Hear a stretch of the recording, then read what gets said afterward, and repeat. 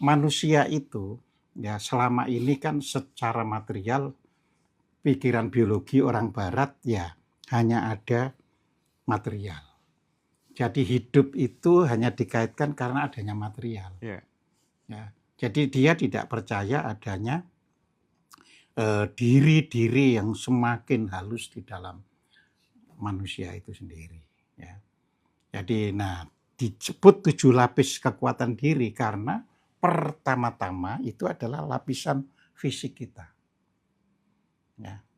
Jadi kita tahu, wah ada apa ini kan dari fisik kita.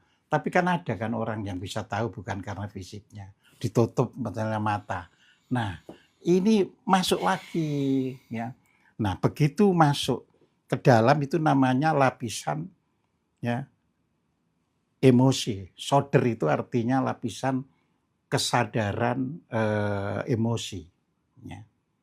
Jadi di situ. Makanya emosi itu tentu lebih dulu daripada tidak emosi. Ya, orang mencintai orang dan sebagainya kan karena emosinya dulu. Ya kan bukan karena tak nilai-nilai dulu baru aku cinta kan tidak. Ya jatuh cinta dulu baru mikir-mikir cocok atau tidak dengan itu. Nah, ini lapisan kedua. Cuma kan orang itu ketika masih dalam lapisan pertama, ya secara intelektual ya paling rendah.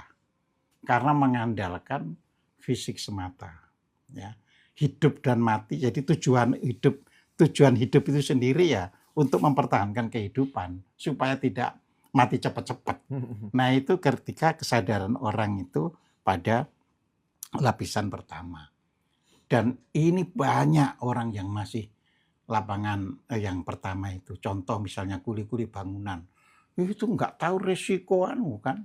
Orang nyari pasir di di kali-kali itu ya kan. Nah, ini masih disebut lapisan yang paling luar ini tadi, lapisan materialnya itu. Ya, jadi dia kalau tidak menggali pasir, wah nggak ada makan untuk hidup. Iya. Nah, begitu ada kesadaran lapis kedua, ya kan?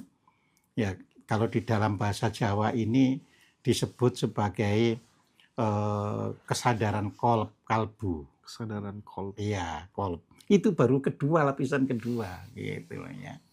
Nah, paling tidak di lapisan kedua itu sudah mulai memahami aspek-aspek yang diperlukan untuk hidup bersama. Tapi emosinya masih gede, makanya bisa dihasut, ya kan? Jadi kalau orang masih bisa dihasut, kuliahnya meskipun doktor, ya, itu masih lapisan kedua itu. Oh gitu. Iya, orang yang mengatakan halal darahnya pada orang yang tidak cocok, itu masih di dalam kesadaran lapisan kedua. Ya, dia gak ngerti dirinya. Kalau mati misalnya dia ngancam gitu, apa terus dirinya tidak dihalalkan oleh alam semesta. Ya, malah mungkin kamu ngancam orang, malah begitu meninggal diancam oleh keadaan yang gaib itu. Nah ini supaya tahu, jadi jangan gampang loh mengatakan, wah itu halal darahnya. Wah itu bisa alam semesta sendiri yang membuat halal itu darahnya itu. Ya, di sini. Jadi meskipun dia profesor ketika masih emosi, baru lapisan kedua. Nah terus orang kepingin naik lagi kan. Ini namanya lapisan jantung. Ya, jadi lapisan jantung itu artinya jantung itu kan menggambarkan derap kehidupan, ya kan. Jadi itu. Nah, jadi di lapisan ini orang mulai bisa memberikan satu aspek kasih sayang dan sebagainya, tapi juga belum hilang emosinya. Jadi emosinya itu ya sudah berkurang gitu saja. Tapi dia sudah tidak gegabah ancaman-ancaman itu enggak. Ya. Karena dia sudah merasakan aku sendiri kalau diancam orang ya jantungku ndredeg. Nah, kan gitu kan. Jadi dia sadar itu, aku juga enggak ngancam lah. Mulai ada kesadaran yang lebih tinggi. Ya. Nah, ada kesadaran titik tengah, itu namanya kesadaran budi. Ini yang keempat. 4. Ini yang keempat. Ya kan 7 ini. Oke. 7 lapis kekuatan Iya, diri. iya, iya, Yang iya. keempat ini berarti sebagai pengikat antara yang ke bawah dan 3 yang ke atas. 3 ke bawah dan 3 ke atas. Nah, lapisan budi ini namanya itu bumi budi. Oke. Ya, karena badan ini bagi orang Jawa juga disebut bumi. Bumi tempatnya budi. Oke. Kalau bumi ini tempatnya kehidupan kita, ini bumi tempatnya kehidupan budi. Ini disebut lapisan rasional.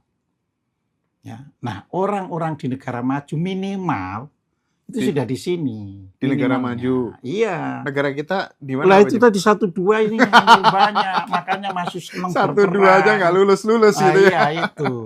Ya masih suka bertikai, masih suka mengancam orang, berkata jelek, ya kan, menghina orang. Padahal setiap musim haji berangkat haji. Iya. Ya, jadi ini masih di 1-2, Mas. Gitu. Tadi sudah saya katakan 3 sudah mulai nimang-nimang. Ya kan, tapi rasionalnya juga belum bekerja, tapi sudah menimang-nimang, menimbang-nimbang sudah. Nah, kalau sudah rasional, semuanya dibandingkan. Jadi itu orang di negara maju, ya minimal sudah di sana. Meskipun mereka ateis misalnya. Nggak ada urusannya. Nggak ada urusannya. Iya, makanya saya sebut 7 lapis kekuatan diri itu ada pada setiap orang. Universal. Universal, ya kan. Jadi begitu orang, contohnya gini kan, orang Jepang agamanya jelas, kalau di mata orang Barat katakan agamanya itu ya nggak karu-karuan. Ya, oke. Ya kan, orang Jepang bagi orang Barat. Bagi orang Barat. Bagi orang Barat. Tapi kan orang Jepang sama orang Barat di dalam konteks transaksi kehidupan kan menguasai mereka. Menguasai. Iya. Nggak ada kan misalnya. Saya itu pernah ngobrol sama seorang GM dari Inggris. Iya. Ya. Jadi seorang GM dari Inggris itu mengatakan dia kagum ya bangsa Jepang yang terjepit di dalam lingkungan negara yang bodoh. Ya kan lingkungannya sebenarnya negara yang bodoh. Tapi dia bisa bersaing dan melebihi negara barat. Iya, iya. Nah ini karena sudah di lapisan keempat. Rasional. Jadi iya, ini standar, Mas. Jadi orang ngerti bahwa korupsi itu jahat. Kalau sudah rasional dia nggak akan korupsi. Oke.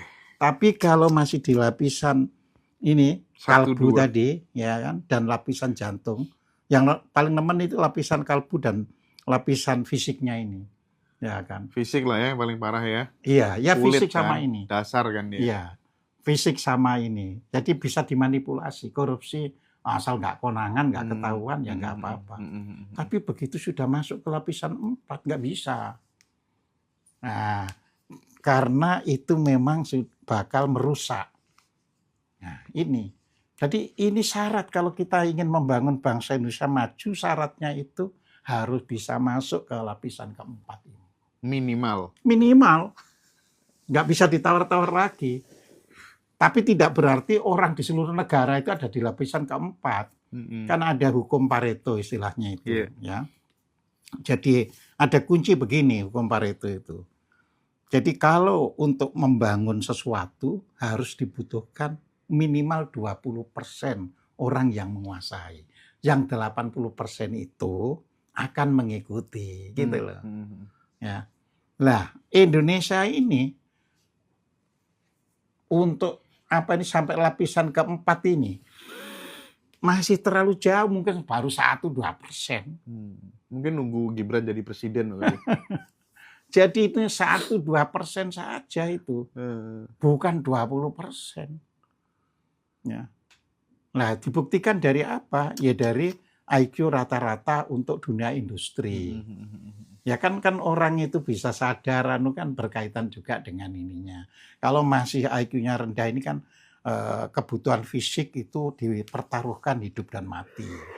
Ya kan bukan dipertaruhkan dengan pemikiran, tapi ya daripada lebih baik. Nah, lebih baik perang, lebih baik wes pokoknya yang intinya itu tidak berusaha untuk mencari solusi yang sebenar-benarnya.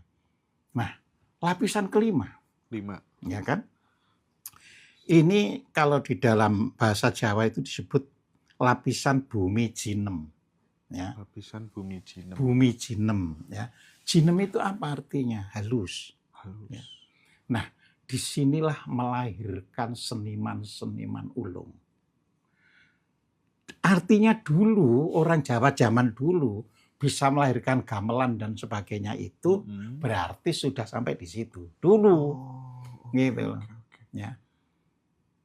Jadi seniman nggak bisa ada di bawahnya jinem itu. Ya. Orang Jepang itu tampil seni-seni itu kan belakangan. Pada mulanya ya industri kan begitu karena rasional. Iya. Ya. Sehingga kalau saya membaca ceritanya Sony ketika harus diundang untuk lelang lukisan, ya kan nggak berani beli. Terus ditanya, loh, kan Anda terkenal orang kaya, kenapa tidak ikut lelang? Ya kan? Ya karena yang kaya itu negara kami, bukan pribadi kami. Kenapa negara? Ya karena saya memajukan negara itu kan pajak-pajaknya untuk negara. Ya saya nggak mungkin beli begini nanti. Ya beli begini tetap aja kan dipajaki tinggi. Nah, malah rusak. Jadi di situ. Nah jadi itu baru lapisan kelima. Ya. Nah di lapisan kelima inilah kehadiran agama. Makanya agama itu lebih bersifat seni istilahnya itu. Ya. Walaupun nanti pengikutnya itu tidak bersifat seni. Bersifat itu tadi karena tidak tahu mengapa agama itu menurunkan seperti ini itu nggak diketahui. Ya, padahal itu lebih bersifat seni. Ya. Buktinya iya. Mengapa Nabi itu kalau menghadapi sesuatu itu kan tidak langsung ini begini, enggak. Contoh misalkan bahwa di Al-Quran itu Mas tidak ada hukum rajam untuk pezina. Itu Al-Quran. Tapi fakta budaya Arab tetap ada hukum rajam bagi pezina. Ya kan? Sebabnya apa? Kalau di Al-Quran dikatakan, dan bagi pezina laki-laki sepatutnya menikah dengan pezina perempuan. Kalau ada hukum rajam kan nggak bisa nikah. Nah, jadi seperti itu. Ya. Sehingga ketika di budaya Arab itu masih menekankan bahwa itu harus dirajam, ada seorang wanita hamil mengatakan hasil dari zina, jadi minta dirajam. Ya, apa? Nabi menjawab, tunggu sampai kelahiran yang kau kandung itu. Ya. Sebab membunuh kamu berarti membunuh yang dikandung. Ya kan? Lahir, mungkin pikirannya ini itu tadi kan masih di level bawah kan. Jadi ketakutan terhadap situasi yang sudah dia dengar, dia maju lagi ke Nabi, ya kan? Ya Rasulullah, anak sudah lahir. Tunggu sampai kamu bisa menyapih anakmu. Ini kan seni. Iya. Ya. Kalau hukum letter gak bisa begitu itu gitu kan. Sudah 2 tahun sudah saya sapih ya Rasulullah. Iya, tapi dia kan gak ada ayahnya. Ya, tunggu sampai dia bisa seumur baliknya. Setelah itu gak ada cerita nih kan Mas. Nah gitu loh. Kalau nggak ada ceritanya ya berarti aman. Setelah itu kan gitu. Kan nunggu balik itu puluhan tahun lagi. Mungkin Nabi pun sudah wafat. Jadi seperti itu. Gitu loh. Jadi disinilah yang kita harus bisa memahami. Jadi agama, semua agama. Bukan hanya Islam. Itu turun di wilayah orang-orang yang sudah mencapai level ya diri kelima itu, jinem itu. Ya kan. Makanya ya tidak banyak. Ya dia bisa kan memberitahu orang-orang di bawahnya. Jadi di situ. Nah, lebih hebat lagi kan gitu kan. Kalau kita sudah bisa sampai ke level yang ke-6. Yaitu namanya bumi sukma. Bumi sukma. Iya. Sukma itu kan tadi kita. Bumi jinem ya. Iya, tadi kelima itu bumi jinem. Terus ini bumi sukma. Ya. Nah, namanya bumi sukma, orang itu selalu menyebut ya, sukma itu kaitannya dengan kehidupan. Ya. Nah, di dalam bumi sukma itulah manusia sudah tidak lagi membedakan dirinya dengan makhluk yang lain. Oke. Kamu adalah aku yang lain. Iya, iya. Jadi itu. Ya. Hmm. Jadi kalau pada bumi sukma ini masih bisa dilihat ada orangnya. Karena tingkatannya kan baru suatu ungkapan. Oke, Pak. Nah, yang ketujuh, nah ini kan bumi rasa. Bumi rasa. Bumi rasa, ya kan. Dia sudah tidak dipahami oleh orang lain. Dia pun tidak membutuhkan agama apapun. Nah, jadi di situ. Ya, dia paling memberi nasihat kalau ada orangan. Ya. Jadi di situ. Ya, jadi ia sudah bebas dari segala kepentingan yang ada di ini. Itu kalau orang sudah sampai bumi rasa. Sudah tidak terikat lagi dengan dualitas. Ya tidak terikat. Orang sehingga bertanya kan, loh dari mana bertanya? Loh sudah sampai rasa. Dia menyatakan rasaku hidup-hidup. Tapi kan menjadi sulit dikenali orang gitu loh. Ya dia ketemu orang ya kan. Misalnya disuguhi ya sudah terima kasih. Karena dia sudah tidak membutuhkan makanan dalam bentuk materi. Kan hidup ini karena rasanya kan. Iya. Orang tidak punya rasa sebenarnya tidak hidup. Walaupun secara jasmani tampak hidup. Pak Kojim gitu. top bener. Nah, disinilah kita perlu menggali. Ya, nah itu pun dibahas sebenarnya secara fondasinya ada di Makrifat Kasunyatan. Tapi khusus buku itu kan memang mengungkapkan kondisi secara khususnya itu. Aku nggak tahu kok tiba-tiba bahas tema ini tadi. Belum pernah kita bicara ini ya Pak Kojim. Nah, Pak Kojim lanjut. Jadi Mas, ya di dalam kehidupan ini yang harapan kita tentu mendorong ke bumi budi dulu. Ya, budi itu apa sih? Kan perilaku yang benar. Perilaku yang benar itu kan karena orang menggunakan rasionalnya dengan benar. Jadi di situ, ya orang bisa menerima kritik, ya kan nggak akan marah. Itu sudah hanya yang keempatnya, apalagi nanti kelima kan nggak urusan sudah. Yang keempat saja itu sudah nggak bisa marah. Ya. Udah jadi Yudhistira. Iya. Jadi makanya syarat untuk bisa maju adalah didorong agar minimal 20%, ini hukum Pareto, minimal 20% warganya mencapai bumi budi. Nah, minimal 20%. 20%. Aduh. 20% dari 280 juta orang. Iya, kita mungkin 1% aja belum ada.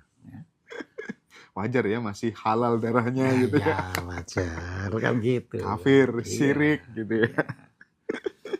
Jadi di situ. Pak Kojim dulu waktu aku masih ngaji itu kan dapat cerita ya di kajian-kajian salaf itu kan dikatakan ada cerita 3 orang masuk sebuah gua terus kemudian pintunya tertutup. Ya, pintunya tertutup gara-gara apa gitu ya. Terus kemudian satu orang, wah aku dulu pernah berbuat baik ini ya Allah tolong bukakanlah pintu gua ini. Terbuka buka sedikit. sedikit gitu kan ya. Artinya dari cerita itu mengandung sebuah pesan bahwa kebaikan-kebaikan yang pernah kita lakukan itu seolah-olah bisa ditukar oleh sesuatu yang kita inginkan gitu. Dan aku sendiri termasuk orang yang praktek hal itu gitu. Dari SMA lah ya, dari SMA aku praktek gitu. Dan aku ngerasa iya gitu. Nah, dalam perspektif Pak Kojim gitu, menukar amal perbuatan yang pernah kita lakukan, sawab dan energi positifnya kita minta dihadirkan di sini. Itu logis, realistis nggak kira-kira? Jadi sebelum jawab logis realistisnya tuh gini ya. Itulah yang dikenal ya kan kalau di dalam bahasa Islam itu adalah merupakan jenis tawasul perbuatan. Oke. Ya, kan tawasul itu ada tawasul bentuk mengingat guru siapa dan sebagainya. Ini tawasul perbuatan. Jadi orang itu bilang misalnya saya punya orang tua yang lemah, saya yang biasa menyusui, maka tolong dibukakan. Akhirnya Iya, iya, iya. terbuka. Ya kan? Ya, Saya ini pernah. karena itu tadi ikatan dirinya perbuatan dengan orang tuanya itu sebenarnya itulah makna hakikat kehidupan. Ya, sama itu dalam segala hal kebaikan itu ya tawasul sendiri kan dari kata masola. Jadi menghubungkan. Jadi bagaimana sesuatu itu tetap termanifestasikan, terhubungkan ya. Jadi itu sebenarnya bukan menukar. Cuma ketika orang dihadapkan segala sesuatu yang mustahil dengan sistem rasionalnya, ya maka dia berarti menggunakan yang irasional. Ya. Jadi ada tingkatannya kan. Kalau sesuatu itu masih bisa diatasi dengan rasional, ya alam juga menyediakan cara yang rasional. Tapi misalnya yang irasional, misalnya sampean nggak bisa kan, misalnya apa itu suatu hari misalnya apa ini ban meletus misalnya, ya kan ban kendaraan meletus terus bilang saya ini kan biasa ngasih ya kan apa ini susu minuman ibu saya. Mohon ya kan banyak diutuhkan. Ya kan nggak bisa. Kan ini batu itu ada suatu gerakan yang karena daya dorong dari tawasulnya itu, maka batu itu hanya menyingkap. Ya kan. Kan dia juga tidak pecahkan ini batu itu. Nah, tidak. Ya. Nah, kita juga selalu modelnya juga selalu tawasul, misalnya berdoa itu misalnya orang semoga saya lewat ya tidak ada makhluk yang terganggu oleh perjalanan saya. Itu kan sama saja. Ya. Nah, bisa kan aman-aman saja sampai sana. Ya, seperti itu gitu. Oke. Nah, ini yang menarik lagi nih tentang rahasia sifat 20 yang masih jarang dipahami oleh banyak orang. Pak Gojim mungkin bisa memberikan pemahaman kepada teman-teman. Ya, jadi gini, sebenarnya sifat 20 itu selama ini disampaikan sebagai doktrin. Sebagai doktrin, bukan sebagai amalan, bukan sebagai amaliyah hidup kita. Ya. Sebenarnya sifat itu bukan sifat 20, tapi sifat 21. 21 Pak Gojim? 21. Yang satu itu jais, itulah yang maha kuasa. Yang 20 itu sebenarnya ditujukan ke kita. Nah, yang satu itulah yang maha kuasa. Jadi di situ. Ya. Jadi misalnya wujud, ya saya wujud. Wujud merupakan kehadiran Tuhan, ya ini salah satu wujudnya. Jadi itu sifat yang ditujukan, sifatnya yang maha kuasa, tapi yang dimanifestasikan kepada semua titahnya. Makanya kalau di dalam bahasa Jawa itu menyebut makhluk itu titah. Jadi tidak disebut apa itu seperti di bahasa Arab makhluk. Makhluk itu dari kata kholako. Kholako itu menciptakan. Jadi makhluk itu sesuatu yang diciptakan. Kalau bahasa Inggrisnya ya creature. Dari kata to create ya itu artinya menciptakan ya, creature berarti ciptaan, kreator berarti yang menciptakan. Nah, kalau di Jawa itu titah semua ini. Iya. Titah itu apa? Titah itu sebenarnya sama dengan sabda. Ya, namanya sabda. Yang bersabda itu yang maha kuasa ini tidak lagi seperti apa itu mencipta simsalabim itu tidak. Ya dengan segala jaisnya tadi, sifat satu tadi, terwujudlah segala macam yang ada di alam semesta. Lalu kita diminta untuk menjalankan sifat 20-nya itu. Ya, kan di situ ada misalnya kidam, ya. kan artinya dahulu, ya kan? Kita selalu didoktrin dari Tuhan itu yang paling dahulu. Ya. Lah, kan kalau kita lihat tadi kan, jadi bahwasanya manifestasinya Tuhan itu ya kita ini, ya kita ini juga paling dahulu. Makanya dibuat lebih dulu paham daripada hewan, tumbuhan dan sebagainya. Jadi di situ. Nah, jadi makanya manusia itu karena kidam ya menjadi suatu kodam yang mendahulukan sesuatu, sehingga manusia itu adalah pemimpin bagi tita yang lainnya. Sama bako, ya bako itu artinya kekal. Ya, orang menyebut kekal kan pada Tuhan, tapi kan kalau ditanya, lalu kekalnya Tuhan itu bisa dibuktikan dari mana, kan nggak bisa. Ya kan? Malah di dalam serat-serat Jawa dikatakan. Jadi kalau bahasa Indonesianya ini gini, tidak ada sesuatu yang kekal, ya kan? Dan yang kekal itu bukan sesuatu.